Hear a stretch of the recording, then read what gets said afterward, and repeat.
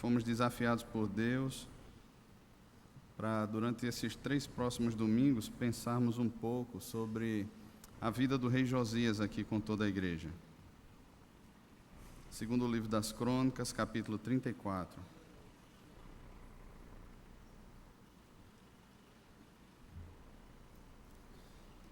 A leitura é um pouco extensa, nós vamos ler até o versículo 28 do capítulo 34, e eu peço que você acompanhe com bastante atenção o que diz a palavra do Senhor. Segundo o livro das Crônicas, capítulo 34. Tinha Josias 8 anos de idade quando começou a reinar, e reinou 31 anos em Jerusalém. Fez o que era reto perante o Senhor, andou em todo o caminho de Davi, seu pai, e não se desviou nem para a direita nem para a esquerda, porque no 8º ano de seu reinado, sendo ainda moço, começou a buscar ao Senhor, Deus de Davi, seu pai. No 12º ano começou a purificar Jerusalém e Judá dos altos, dos postes ídolos e das imagens de escultura e de fundição. Na presença dele derribaram os altares dos Baalins. Ele despedaçou os altares do incenso que estavam acima deles, os postes ídolos e as imagens de escultura e de fundição, quebrou-os, reduziu-os a pó e os aspergiu sobre as sepulturas dos que tinham-lhe sacrificado. Os ossos dos sacerdotes queimou sobre os seus altares e purificou a Judá e a Jerusalém. O mesmo fez nas cidades de Manassés, de Efraim e de Simeão, até Naftali, por todos os lados, no meio das suas ruínas, tendo derribado os altares, os postes ídolos e as imagens de escultura, até reduzi-los a pó, e tendo despedaçado todos os altares do incenso em toda a terra de Israel, então voltou para Jerusalém. No 18º ano do seu reinado, havendo já purificado a terra e a casa, enviou a Safã, filho de Azalias, a Maazéias, governador da cidade, e a Joá, filho de Joacás, cronista, para repararem a casa do Senhor seu Deus. Foram a Ilquias, sumo sacerdote, e entregaram o dinheiro que se tinha trazido à casa de Deus e que os levitas, guardas da porta tinham ajuntado, dinheiro provindo das mãos de Manassés, de Efraim e de todo o resto de Israel, como também de todo o Judá e Benjamim e dos habitantes de Jerusalém. Eles o entregaram aos que dirigiram a obra e tinham a seu cargo a casa do Senhor, para que pagassem aqueles que faziam a obra, trabalhadores na casa do Senhor, para repararem e restaurarem a casa. Deram-no aos carpinteiros e aos edificadores para comprarem pedras lavradas e madeiras para as junturas e para servirem de vigas para as casas que os reis de Judá deixaram cair em ruína. Os homens procederam fielmente na obra, e os superintendentes deles eram Jaate e Obadias, levitas, dos filhos de Merari, como também Zacarias e Mesulão, dos filhos dos coatitas, para superintenderem a obra. Todos os levitas, peritos em instrumentos músicos, eram superintendentes dos carregadores e dirigiam a todos os que faziam a obra em qualquer sorte de trabalho. Outros levitas eram escrivães, oficiais e porteiros. Quando se tirava o dinheiro que se havia trazido à casa do Senhor, Ilquias, o sacerdote, achou o livro da lei do Senhor, dada por intermédio de Moisés. Então disse Ilquias ao escrivão Safã: achei o livro da lei na casa do Senhor. Ilquias entregou o livro a Safã. Então Safã levou o livro ao rei e lhe deu relatório dizendo: tudo quanto se encomendou a teus servos, eles o fazem. Contaram o dinheiro que se achou na casa do Senhor e o entregaram nas mãos dos que dirigem a obra e dos que a executam. Relatou mais o escrivão ao rei, dizendo: o sacerdote Ilquias me entregou um livro. Safã leu nele diante do rei. Tendo o rei ouvido as palavras da lei, rasgou as suas vestes. Ordenou o rei a Ilquias, a Aicão, filho de Safã, a Abdom, filho de Mica, a Safã, o escrivão, e a Asaías, servo do rei, dizendo: ide e consultai ao Senhor por mim e pelos restantes de Israel e Judá, acerca das palavras desse livro que se achou, porque grande é o furor do Senhor que se derramou sobre nós, porquanto nossos pais não guardaram as palavras do Senhor para fazerem tudo quanto está escrito neste livro. Então Ilquias e os enviados pelo rei foram ter com a profetisa Uda, mulher de Salum, guarda-roupa, filho de Tocate, filho de Arás, e lhe falaram a esse respeito. Ela habitava na cidade baixa em Jerusalém. Ela lhes disse: assim diz o Senhor, o Deus de Israel: dizei ao homem que vos enviou a mim, assim diz o Senhor: eis que trarei males sobre este lugar e sobre os seus moradores, a saber, todas as maldições escritas no livro que leram diante do rei de Judá, visto que me deixaram e queimaram incenso a outros deuses, para me provocarem a ira com todas as obras das suas mãos. O meu furor está derramado sobre este lugar e não se apagará.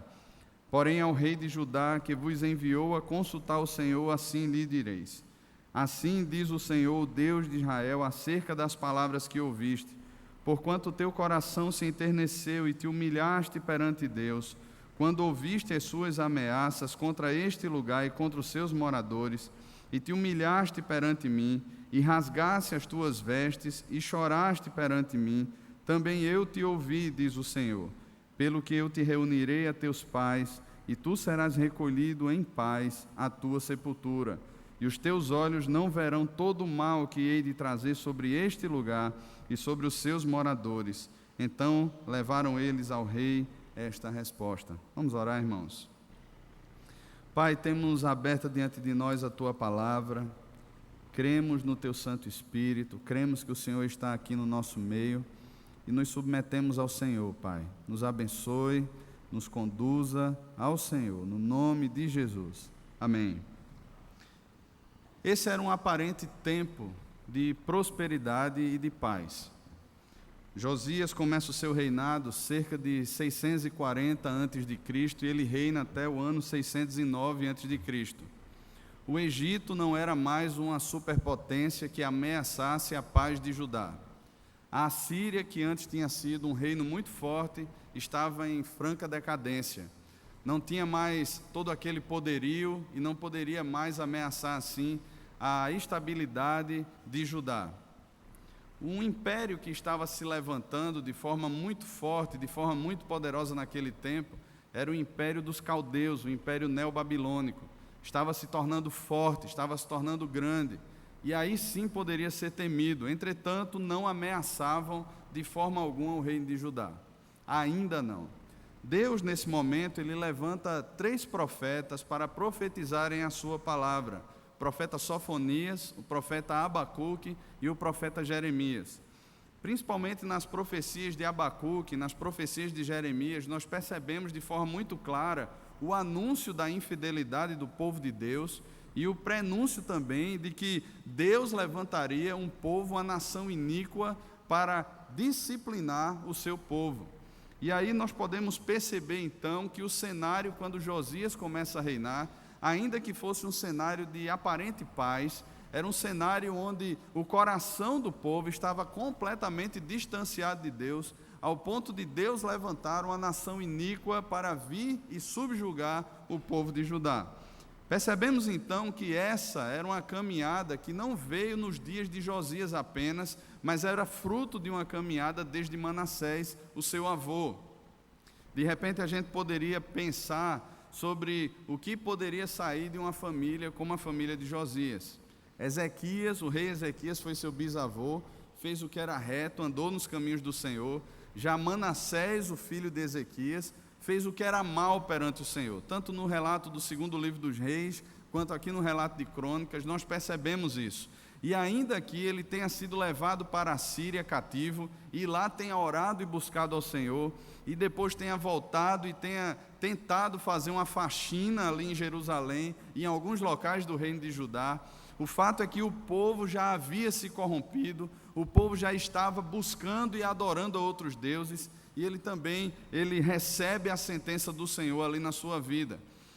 O filho de Manassés, chamado Amon, ele fez também o que era mal perante o Senhor. É tanto que ele só reinou durante 2 anos sobre Judá, de tão mal que o seu coração era. ele andou no mesmo caminho do seu pai, Manassés, e voltou a edificar aquilo que Manassés havia derrubado. Os postes ídolos, os altares, as mesas de sacrifício que foram postas dentro do templo. Amon começou a edificar tudo isso de novo e a trazer tudo isso de volta para Jerusalém e para Judá. Amon reina durante 2 anos e morre.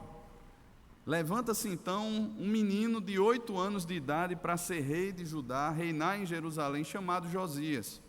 Durante toda a sua infância, provavelmente Josias, nesse período aí desses 8 anos, ele viu a caminhada e o procedimento do seu pai. Ele nutriu no seu coração, a gente poderia pensar assim, se o homem é fruto do meio, ele nutriu então no seu coração a idolatria e o apego a deuses estranhos. Mas não é isso que nos diz a palavra do Senhor.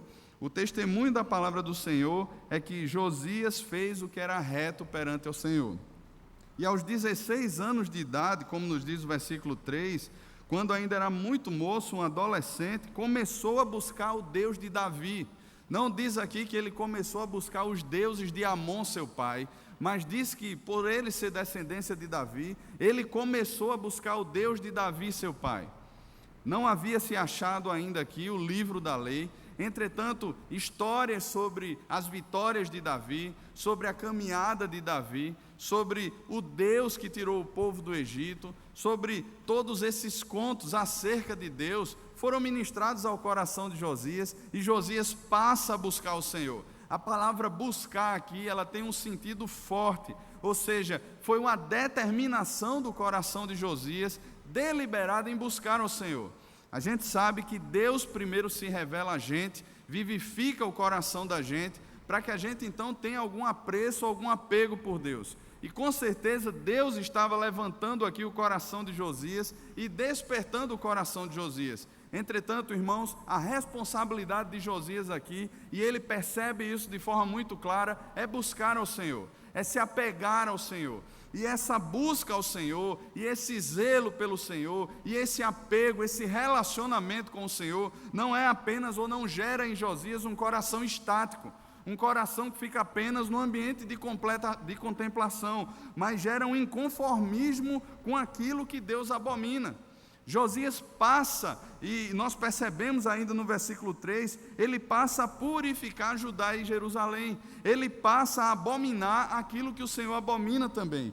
Então ele vai aos altos, aos postes ídolos, às imagens de escultura e de fundição, e ele começa a quebrar com tudo isso. Havia uma dependência e uma confiança muito grande nos moradores de Jerusalém, por conta de toda a caminhada apóstata e idólatra dos seus pais. Havia uma crença muito grande nos ídolos. E a função dos ídolos é exatamente essa. Não é uma proposta de adoração pelo que o ídolo é, mas é uma proposta de adoração pelo que ele pode fazer por mim. Algumas pessoas que escrevem sobre idolatria, ela diz que os ídolos sempre prometem algumas coisas, como por exemplo, sexo, segurança e poder. Sempre são as promessas dos ídolos, voltadas para o coração, para uma satisfação imediata, aqui e agora, algo que aparentemente vai satisfazer, vai contentar o coração. Entretanto, nós sabemos que não contenta, nós sabemos que não satisfaz. E aqui Josias, por esse encontro que ele teve com o Senhor, começa a fazer essa faxina, tanto dentro do templo, a quebrar os altares que foram edificados dentro do templo. No segundo livro dos Reis, a gente percebe que dentro do próprio templo, haviam câmaras separadas por prostitutas para o culto ali aos deuses pagãos.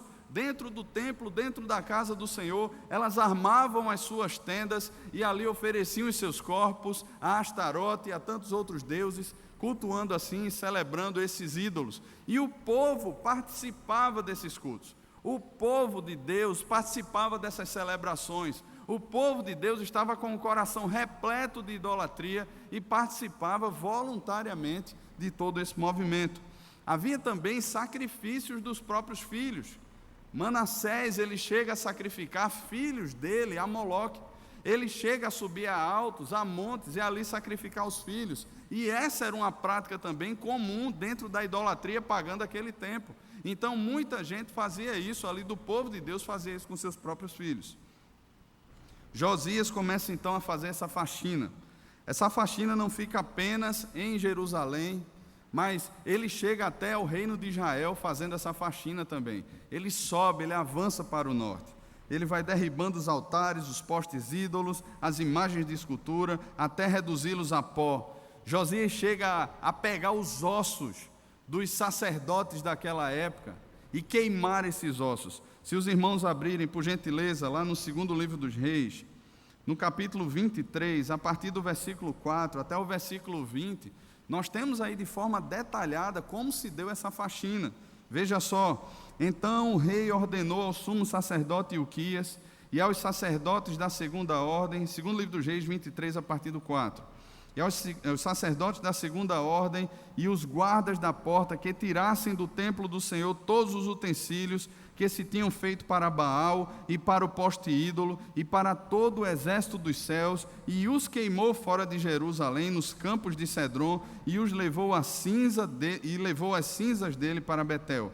Também destituiu os sacerdotes, os reis de Judá estabeleceram para incensarem sobre os altos das cidades de Judá e ao redor de Jerusalém, como também os que incensavam a Baal, ao sol e à lua, aos mais planetas e a todo o exército dos céus. Também tirou da casa do Senhor o poste ídolo, que levou para fora de Jerusalém até o vale de Cedron, do qual queimou e reduziu a pó, que lançou sobre as sepulturas do povo. Também derribou as casas da prostituição cultual que estavam na casa do Senhor, onde as mulheres teciam tendas para o poste ídolo. A todos os sacerdotes trouxe das cidades de Judá e profanou os altos em que os sacerdotes incensavam, desde Geba até Beceba, e derribou os altares das portas que estavam à entrada da porta de Josué, governador da cidade, a mão esquerda daquele entrava por ela. Mas os sacerdotes dos altos não sacrificavam sobre o altar do Senhor em Jerusalém, porém comiam os pães asmos no meio de seus irmãos. Também profanou a Tofete, que está no vale dos filhos de Inom, para que ninguém queimasse a seu filho ou sua filha como sacrifício a Moloque. Também tirou os cavalos que os reis de Judá tinham dedicado ao sol, à entrada da casa do Senhor, perto da câmara de Natã-Meleque, o camareiro, a qual ficava no átrio, e os carros do sol queimou. Também o rei derribou os altares que estavam sobre a sala de Acais, sobre o terraço, altares que foram feitos pelos reis de Judá, como também os altares que fizera Manassés nos 2 átrios da casa do Senhor, e esmigalhados os tirou dali e lançou o pó deles no ribeiro de Cedron. O rei profanou também os altos que estavam defronte de Jerusalém, à mão direita do monte da destruição, os quais edificara Salomão, rei de Israel, para Astarote, a abominação dos sidônios, e para Camos, a abominação dos moabitas, e para Milcom, a abominação dos filhos de Amon. Semelhantemente fez em pedaços as colunas e cortou os postes ídolos, e o lugar onde estava encheu de ossos humanos. Também o altar que estava em Betel e o alto que fez Jeroboão, filho de Nebate, que tinha feito pecar a Israel, esse altar junto com o alto o rei derribou. Destruiu o alto, reduziu a pó o seu altar e queimou o poste ídolo. Olhando Josias, viu ao redor, viu as sepulturas que estavam ali no monte, mandou tirar delas os ossos e os queimou sobre o altar, e assim profanou, segundo a palavra do Senhor, que apregoara o homem de Deus que havia anunciado estas coisas. Irmãos, nós temos aqui agora um profeta que 300 anos atrás havia profetizado que tudo isso ia acontecer. Se você for lá para o primeiro livro dos Reis, capítulo 13, primeiro livro dos Reis, capítulo 13, a partir do versículo 1, nos diz assim a palavra do Senhor sobre isto que está acontecendo nos dias de Josias. Veja só: eis que por ordem do Senhor veio de Judá a Betel um homem de Deus, e Jeroboão estava junto ao altar para queimar incenso. Clamou o profeta contra o altar por ordem do Senhor e disse: altar, altar, assim diz o Senhor, eis que um filho nascerá à casa de Davi, cujo nome será Josias, o qual sacrificará sobre ti os sacerdotes dos altos que queimaram sobre ti incenso, e ossos humanos se queimarão sobre ti. Deu naquele mesmo dia um sinal, dizendo: este é o sinal de que o Senhor Deus falou, eis que o altar se fenderá e se derramará a cinza que há sobre ele. E isso aconteceu, irmãos. Josias está aqui simplesmente vivenciando aquilo que Deus 300 anos atrás já havia profetizado por boca de um homem de Deus. Então perguntou, voltando lá para o segundo livro dos Reis, capítulo 23, versículo 17. Então perguntou: que monumento é este que vejo? Responderam-lhe os homens da cidade: é a sepultura do homem de Deus que veio de Judá e apregoou estas coisas que fizeste contra o altar de Betel. Josias disse: deixai-o estar, ninguém mexa nos seus ossos. Assim deixaram estar os seus ossos com os ossos do profeta que viera de Samaria. Também tirou Josias todos os santuários dos altos que havia nas cidades de Samaria e que os reis de Israel tinham feito para provocarem o Senhor a ira, e lhes fez segundo todos os atos que tinha praticado em Betel. E matou todos os sacerdotes dos altos que havia ali sobre os altares e queimou ossos humanos sobre eles. Depois voltou para Jerusalém. Irmãos, nós vemos aqui o zelo do Senhor sobre o coração de Josias. Como Josias levou a sério essa faxina da idolatria, tanto por fora, os altos e os altares que estavam externos, quanto aqueles também que estavam dentro do templo do Senhor. Meus irmãos, eu penso que nós, em nosso coração, temos muitos altares e ídolos externos. Talvez seja seu trabalho, talvez sejam os cursos, talvez seja algum bem material, talvez seja a própria internet, um smartphone muitas vezes se torna um ídolo. Nós somos conhecidos como a geração que é escrava das redes sociais. Essas coisas são ídolos. Entretanto, esses ídolos externos existem por conta de uma idolatria que habita dentro do coração. Existe um ídolo, um Deus chamado eu dentro de nós, que de alguma forma elege esses outros ídolos, numa busca por prazer, por satisfação, por poder, por segurança. Elegem esses ídolos. Esses postes ídolos estão dentro do templo do Senhor, que não é isso aqui. Essas estruturas aqui, elas servem, quando nos reunimos, para adoração. Entretanto, elas podem, assim como aconteceu na Europa, se nós não estivermos aqui buscando a Deus, se transformar em qualquer outra coisa.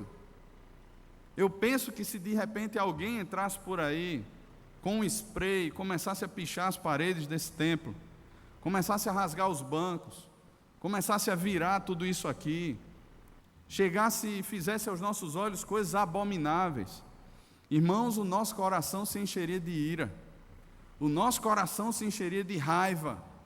Nós queríamos de repente pegar essas pessoas, gostaríamos de pegar e bater até nelas.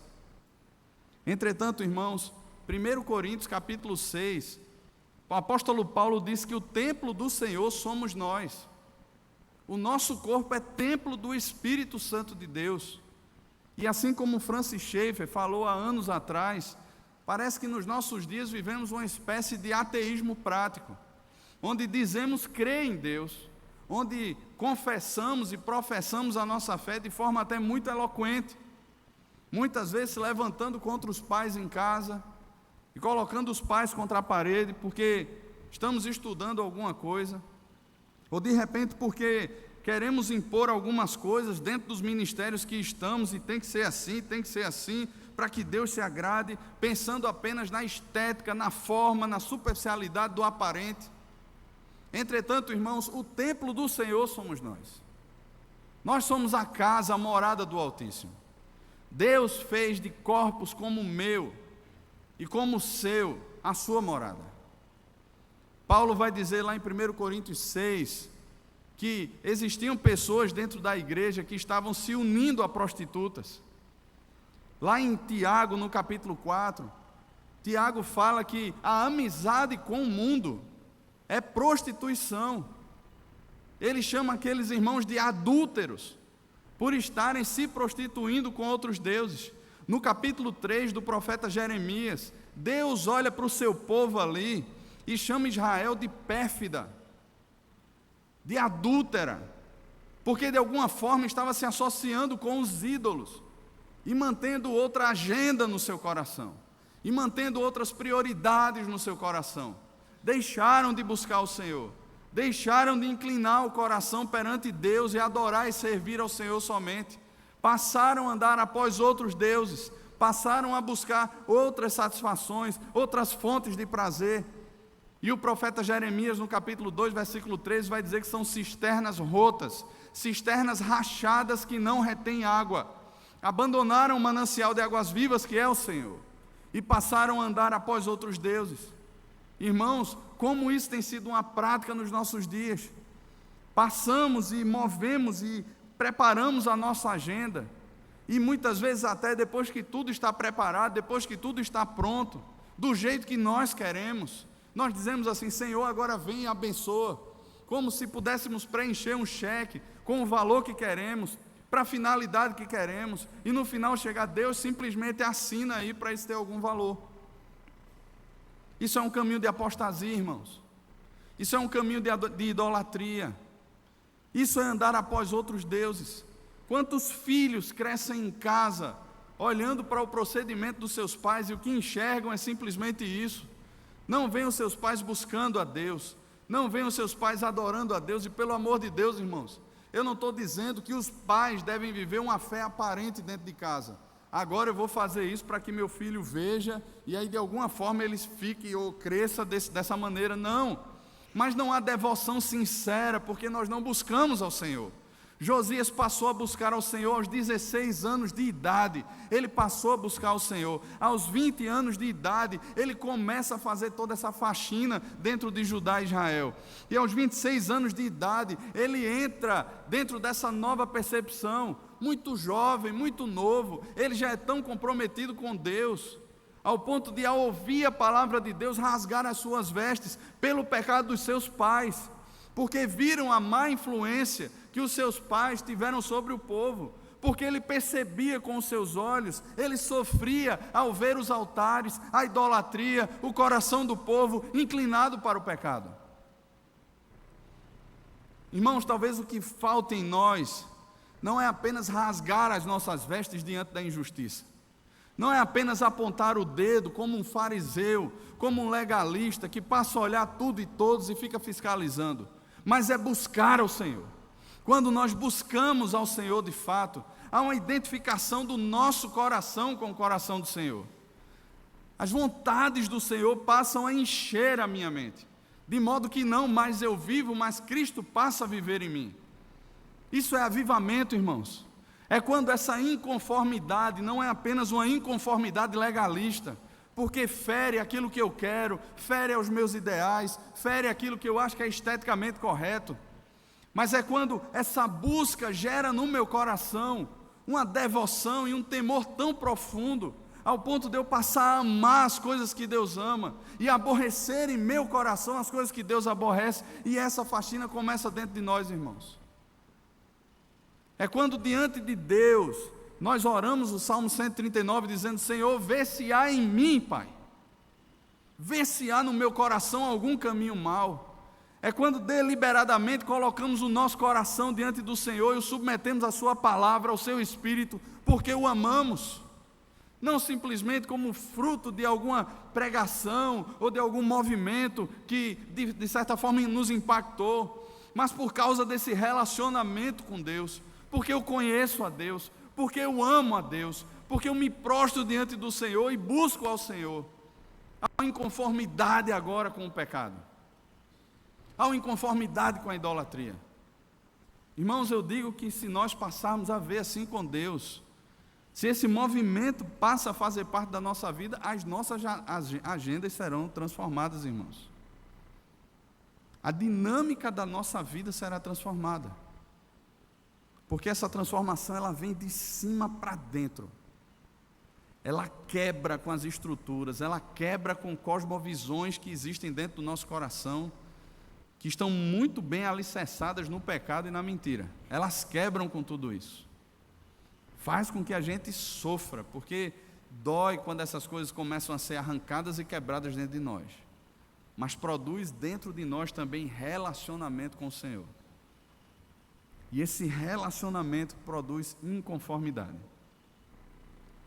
Nós não nos conformamos. Paulo, quando escreve a sua carta aos Romanos, depois de expor toda a teologia da salvação, falar ali sobre a redenção, que não há justo nenhum sequer, que a obra completa é de Cristo, é Ele quem escolhe, é Ele quem chama, é Ele quem vivifica, é Ele quem santifica, é Ele quem glorifica. Paulo está ali pensando, e aquilo não vai apenas enchendo a mente de Paulo, mas enche o coração de Paulo, ao ponto de no final do capítulo 11, Paulo explodir em adoração, dizendo: ó profundidade da riqueza, da sabedoria de Deus. E no capítulo 12 ele inicia: agora, pois, irmãos, eu rogo a vocês que apresenteis os vossos corpos por sacrifício santo, justo e agradável a Deus, esse é o vosso culto racional. E não tome a forma desse século. Por que é que a gente não vai tomar a forma desse século? A questão ali de tomar a forma desse século é quando nós não apresentamos o nosso corpo como sacrifício, quando nós não cultuamos a Deus de verdade. E aí, irmãos, é muito fácil na nossa geração cultuar a Deus. Ou melhor, ao longo da história, aparentemente sempre foi muito fácil, porque as pessoas entram nos templos, as pessoas participam de ministérios, mas não necessariamente elas têm um coração inclinado para o Senhor. Não necessariamente elas estão buscando a Deus, e esse serviço no corpo é fruto desse relacionamento com o Senhor, é fruto dessa vida com Deus. Nós aprendemos essas coisas. Nós saímos da temporada e muitos adolescentes que acamparam chegam para nós e dizem assim: olha, eu quero trabalhar na próxima temporada. Não necessariamente eles tiveram um encontro com o Senhor Jesus. Eles simplesmente ficaram fascinados com todo aquele movimento, com todo aquele serviço prestado, e muitas vezes olham e dizem assim: olha, eu quero passar mais tempo aqui, é muito massa essa galera, é muito massa esse lugar, a gente quer ficar aqui mais tempo, tal, não sei o que, eu quero ser equipe. Muitas vezes vem até esse orgulho: eu quero estar em tal ministério, mas não necessariamente é o Senhor. É muito fácil nos nossos dias. Basta você mudar o seu vocabulário, de repente mudar a sua roupa, chegar aqui com um rosto muito sério, sem um sorriso, apenas com aquela face espiritual, cumprimentar as pessoas. Todo mundo olha e diz assim: rapaz, está ali um homem de Deus, está ali uma mulher de oração. Olha, quando eu falo, chega a me arrepia. Quando passa por aqui, parece que a sombra cura. Vou lá para orar com fulano de tal, porque ali Deus ouve. Parece que a gente se apega a essas coisas tão superficiais. Mas o que acontece com Josias é a revelação de um coração que busca Deus. Josias passa a fazer toda essa faxina. Mas o versículo 8 nos diz que no 18º ano do seu reinado, havendo já purificado a terra e a casa do Senhor, enviou Safã, filho de Azalias, a Maaseías, governador da cidade, e a Joá, filho de Jeocás, cronista, para repararem a casa do Senhor, seu Deus. Depois que a idolatria é quebrada, vem a reparação, vem o conserto. A última vez que o templo do Senhor havia sido reformado foi há 60 anos atrás. Nem Manassés, nem Amon fizeram reforma alguma no templo. Pelo contrário, saíram enchendo o templo de altares, as prostitutas montaram as suas tendas lá dentro, saíram edificando postes ídolos e outras coisas dentro do templo. Aquelas coisas foram arrancadas, madeiras estavam estragadas, pedras que antes eram muito bonitas, lavradas, estavam estragadas também, e aquilo agora precisava de uma reforma. 60 anos após Ezequias ter executado uma reforma no templo, é Josias quem executa essa reforma agora. Josias se importa com isso. E mais uma vez, irmãos, o templo do Senhor somos nós. É muito jóia a gente ver, por exemplo, o berçário sendo reformado. Os filhos, as mães, estarão de forma mais confortável no berçário, mais confortáveis no berçário. É muito bom quando, por exemplo, nós chegamos e agora os bancos são bem acolchoados, nós temos um sistema de som muito bom, nos sentimos de certa forma confortáveis. É muito jóia isso. Entretanto, irmãos, esse conserto precisa ser constante no nosso coração. Ao passo que derribamos altares na força do Senhor, que quebramos ídolos, os buracos ficam. E se nós não enchermos esses buracos com a palavra de Deus, se nós não buscarmos de alguma forma ao Senhor para reedificarmos o coração, consertarmos aquilo que foi de alguma forma quebrado dentro de nós, irmãos, outras coisas entrarão como agentes de conserto. E aí, muito provavelmente, a idolatria vai chegar com uma nova face no nosso coração. Eu conheço pessoas que vivem dependência emocional, vivem amarradas a outro, isso é pecado. Colocam a esperança no outro. Não, se fulano de tal me deixar, se sair da minha vida, olha, eu não sei do que eu sou capaz. E aí, muitas vezes, eles quebram com aquele ciclo. Entretanto, quando quebram com aquilo, ao invés de buscar ao Senhor, eles passam a buscar outro relacionamento. É como se fosse aquele gafanhoto. Eu tenho visto muitas formigas cortadeiras lá em aldeia. É terrível. Eu coloquei veneno um dia desse para matar as formigas, mas elas agora aprenderam a não levar o veneno para dentro do formigueiro. As formigas são inteligentes, irmãos. E elas estão cortando as plantinhas inteiras. Eu fico triste assim, meu Deus do céu, tanto cuidado com essas plantas. Elas vêm numa noite, e teve um dia que eu sentei lá para olhar o trabalho delas. Elas cortam, uma está lá em cima cortando, a folhinha cai, a outra já pega e leva. Interessante, tem aquelas que cortam, as que carregam. E quando a gente colocou veneno ali naquele lugar, elas deixaram de vir para aquele canteiro, mas foram para outro. Substituição. E isso acontece dentro do nosso coração. Ao invés de buscarmos ao Senhor, simplesmente substituímos. Não vamos mais para aquele canteiro, mas vamos para outro. Mas continuamos dentro de uma perspectiva de idolatria. Mudamos apenas o endereço, a pessoa, ou a forma, ou a estrutura, mas o coração continua sendo idólatra. Josias passa então a reparar o templo. Passa a consertar o templo do Senhor. E aí, quando eles estão fazendo todo esse conserto, o sacerdote Ilquias, pai do profeta Jeremias, ele acha o livro da lei. Provavelmente, Deuteronômio foi achado aqui. E quando é entregue ao rei Josias, quando Safã lê para ele o livro da lei, Josias então, a atitude que ele tem ouvindo as palavras do livro da lei, versículo 19 do capítulo 34, ele rasga as suas vestes. Irmãos, eu acho lindo isso. Sabe por quê?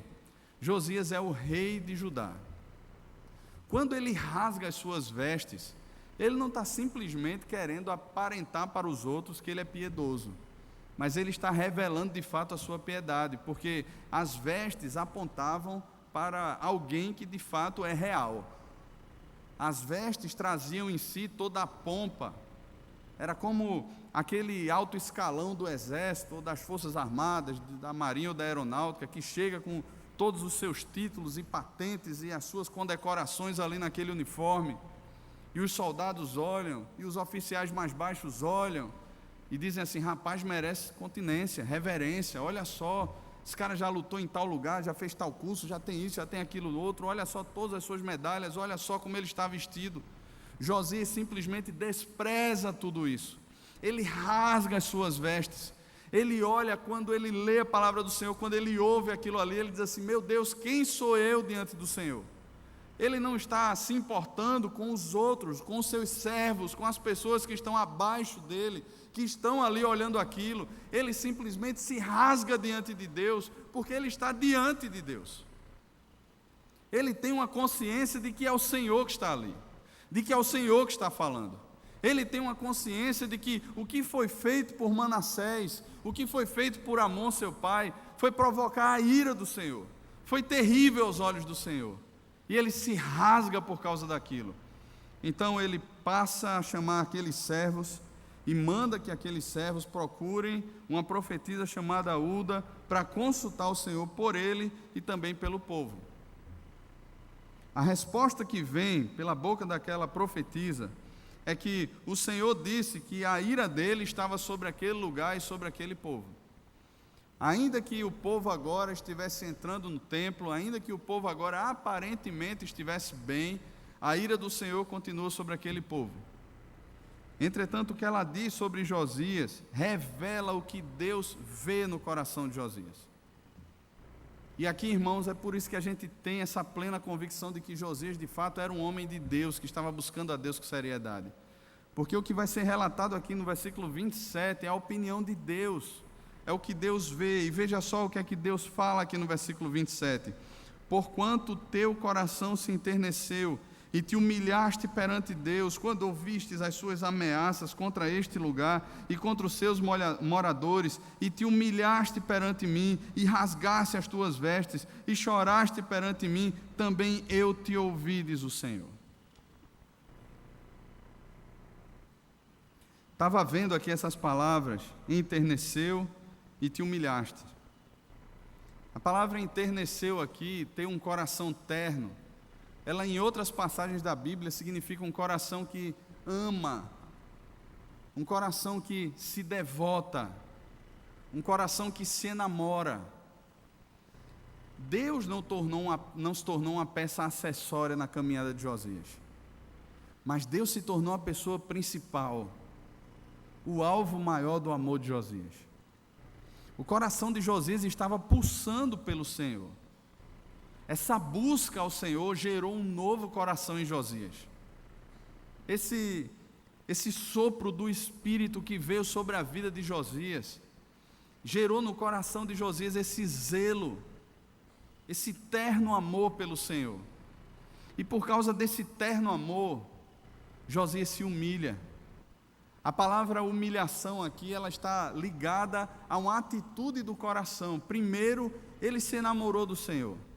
Ele amou ao Senhor, o seu coração se enterneceu, e por causa disso ele se humilhou, quando ele viu os males que estavam sobre o povo, os males cometidos por seu pai, por seu avô, a idolatria que estava presente, coração do povo, ele percebeu tudo aquilo ali, e ele se humilha então diante do Senhor, ele chora, ele rasga as suas vestes diante da ameaça que o Senhor havia feito sobre os moradores e sobre aquele local. E o que Deus diz a Josias é: por isso eu te ouvi. Por isso eu te ouvi. Nós lemos o Salmo 51 no início desse culto. O Salmo 51 é escrito depois de uma tragédia que aconteceu na vida de Davi, na vida de Urias, na vida de Batseba. Davi está ali confrontado pelo profeta Natã. Ele rasga suas vestes, ele rasga o seu coração, ele se humilha diante de Deus. E lá no Salmo 51, Davi declara que sacrifícios agradáveis a Deus são um coração quebrantado, um espírito compungido, Deus não desprezará. Deus não desprezará. Isso aqui não era formalismo, isso aqui não era algo para inglês ver, isso aqui não era aparência, isso aqui não era algo superficial, mas era de coração, fruto de alguém que conheceu o Senhor, que amou o Senhor, que se humilhou. E aí Deus diz assim: por isso eu te ouvi. Sabe, irmãos, às vezes oramos a Deus. Tiago vai dizer que pedimos e não recebemos porque pedimos mal. Às vezes as orações elas têm forma de piedade. As palavras aparentemente são piedosas, mas elas não revelam o coração. Elas não revelam o coração. Deus está dizendo assim: porque seu coração é íntegro, é inteiro, porque você se enamorou de mim, porque você se humilhou de fato, eu te ouvi. Irmãos, que Deus nos dê um coração assim, que busca o Senhor, que não provoca a ira do Senhor, que não anda segundo a idolatria, mas tudo isso porque ama o Senhor de fato, não da boca para fora, não apenas com os lábios, mas de todo o coração, de todo o coração. Vamos orar, irmãos?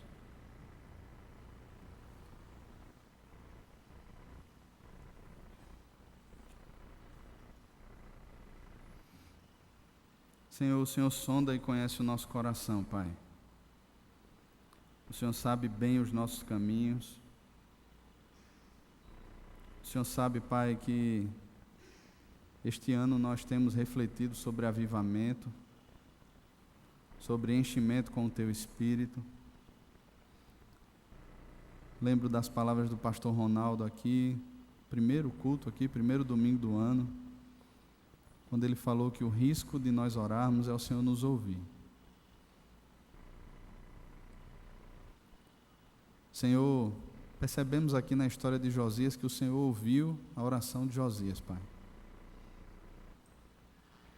Porque foi sincera, foi de coração. Não foi algo superficial, aparente, para chamar a atenção. Mas o Senhor olhou para um coração que se enamorou do Senhor. Se encheu de ternos afetos pelo Senhor. E por isso se humilhou, Pai. Percebendo a ameaça, percebendo a disciplina, Ele te buscou, Senhor.